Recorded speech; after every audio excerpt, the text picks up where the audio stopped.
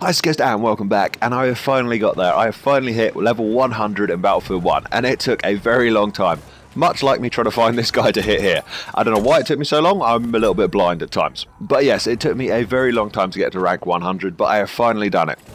Now, this gameplay isn't the most spectacular of all. It was me mucking around with the SMLE, and I finally managed to get the level 100 in this round. I do pull off some rather cool little streaks.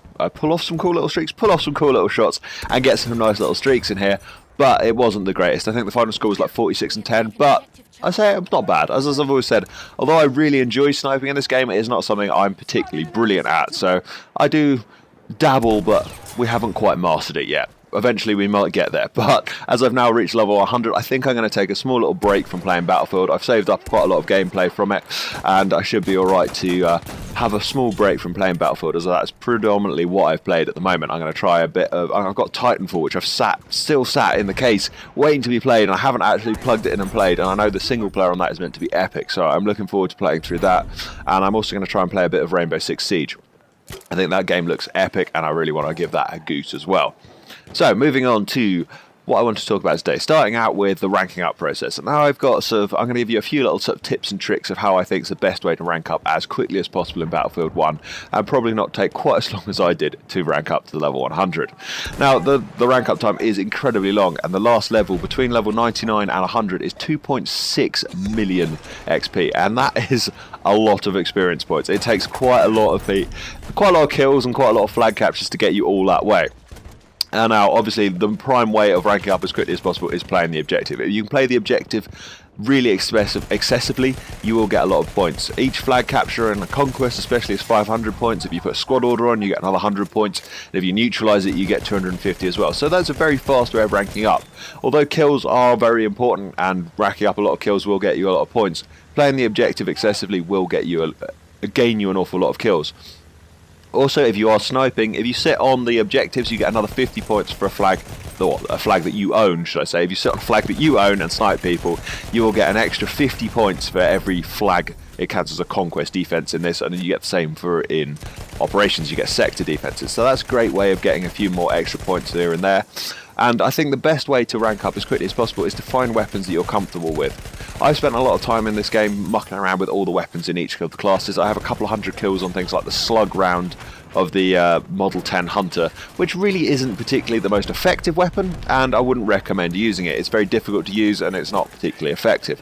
I think you're better sticking at weapons that I think are the strongest in each of those classes. So, for example, for the Assault, I'd stick with the Hellriegel and the Automatica. I think they're by far the strongest two in the class, and they're most diverse, and I think you'll do the best with them.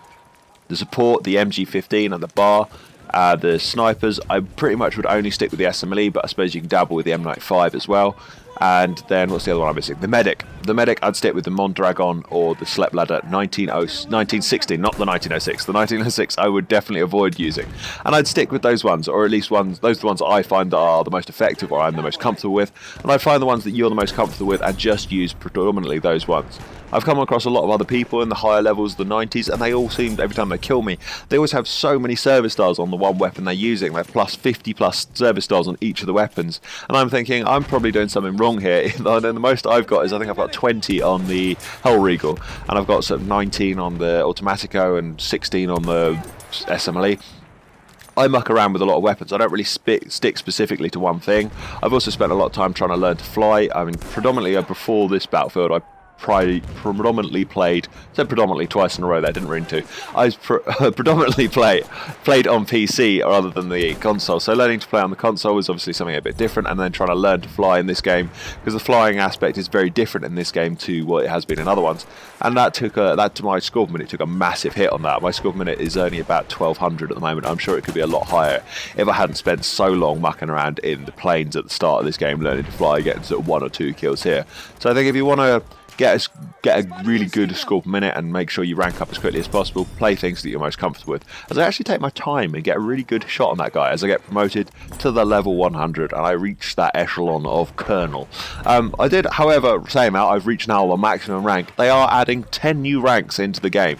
Well, I think I read that the other day. I may have got that wrong, but I'm pretty sure I read the other day that we are going to be seeing 10 new ranks being added into added in with the DLC that's coming out in a few weeks' time, which I'm a little bit upset upset by, because I've gone to the extent of getting to the max rank only to find that the max rank is now increasing, though I suppose it is a way of increasing the player customization. That said, if you want more player customization, I'd have loved to have seen when you reach level 100 something like you get a new uniform for your soldier, or you get the ability, your soldier just by default has a new uniform, so you have the colonel's uniform or a sergeant or something that makes you stand out on the battlefield as you are level 100, and you should be feared because you've got a lot of time played in this game, or you've actually sort of you're good at this game, so you should have something to sort of show off the fact that you've spent this time getting this class.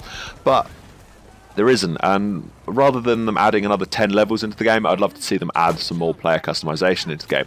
Unfortunately, at this point in the game, I actually ran out of ammo completely, and as you'll see me a couple times, I run round and round trying to find people's kits to pick up, and no one seems to be dropping kits. And I also wanted to mention quickly the battle pack system.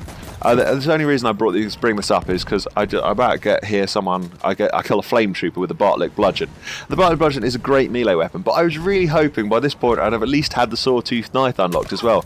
But in 100 levels of playing Battlefield 1, I still have not received enough battle packs to be able to unlock both of the unlockable melee weapons in the game. I have 3 pieces for the sawtooth knife. I still need 2 more, and I keep getting more and more pieces for the Bartlett bludgeon without getting any more pieces of the sawtooth knife. I don't know whether there's a glitch in the game at the moment, but I really want DICE to fix this. Please let me have the sawtooth knife. I really want it, as I managed to pick up a nice little 4-piece with my last few remaining bullets with my 1911 before I die in the most predictable way in Battlefield, a dead guy throwing a grenade at you. But yeah, that in general, this is the best ways that I'd reckon is to rank up quickly. Pick things that you're the most comfortable with. Don't try and play outside your comfort zone. It's gonna be detrimental to your rank up times. And as a last little point before this gameplay comes to a close, I wanted to quickly talk about with the upcoming patch and some of the stuff that's coming out in the CTE. Predominantly the grenade spam, and it is properly being addressed. I'm not sure I really like the way they've done it, in the fact that we're going to have regenerating grenades, and sort of every 36 seconds we'll just get another frag grenade, and if you stand next to an ammo crate it resupplies a bit faster. But I suppose we'll have to see how it actually plays out, to whether it is something that will work in the game. I'm not, as I said, I'm not 100% convinced that it is the best way to just have regenerating frag grenades, but we'll have to see how it plays out. That said, I'm really glad that CTE has come to Battlefield 1.